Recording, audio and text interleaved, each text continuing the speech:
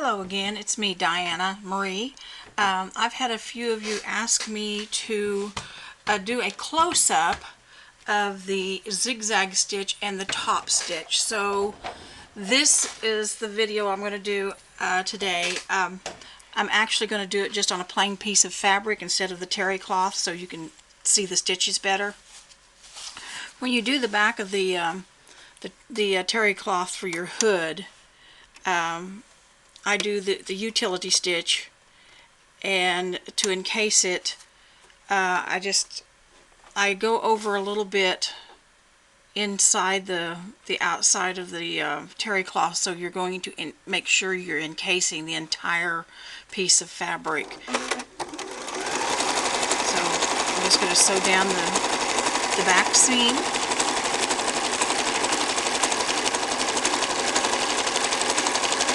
You may just have a zigzag stitch on your machine. That's totally fine. It's going to do the same thing. This one just happens to have a little back and forth security stitch.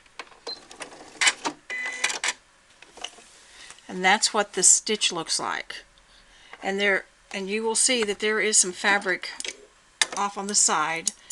You will just trim that off like that.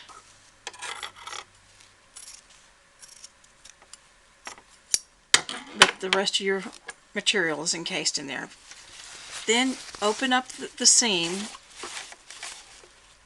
and just push it to one side. I will do it on the back side instead of, because you can do it on either side, but so you can understand what I'm doing.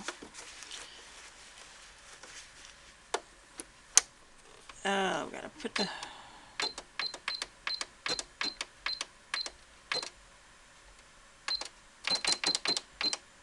bear with me, I've got to reset my machine here. Okay. Then you just go down and go on the other side of your stitching to hold it in place. And on the other video I said that you can't get all the way to the very tip of the hood, but a lot of people just square them off like I do. But go up as far as you can. Back stitch to hold it in place.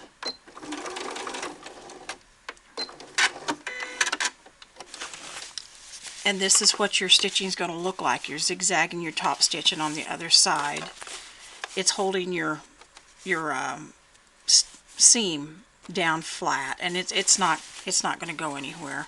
Okay, to do the top of the hood, I just open it up and flatten it out and go in about an inch, and you do your zigzag stitch again.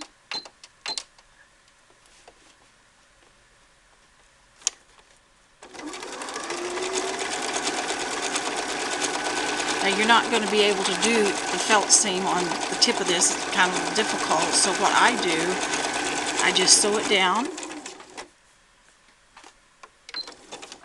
and turn it around, and then sew right back over the top of those stitches, and it's going to encase the fabric in there, and it's not going to go anywhere, and it's not going to pull out, it's not going to ravel out. And then you just cut the tip off close, and that's what the top of your hood is going to look like, just like that, with the squared off top. I hope this helps to show you the steps once again, and then it's always easier to see on just a plain piece of fabric, and the stitching doesn't sink down into your terry cloth.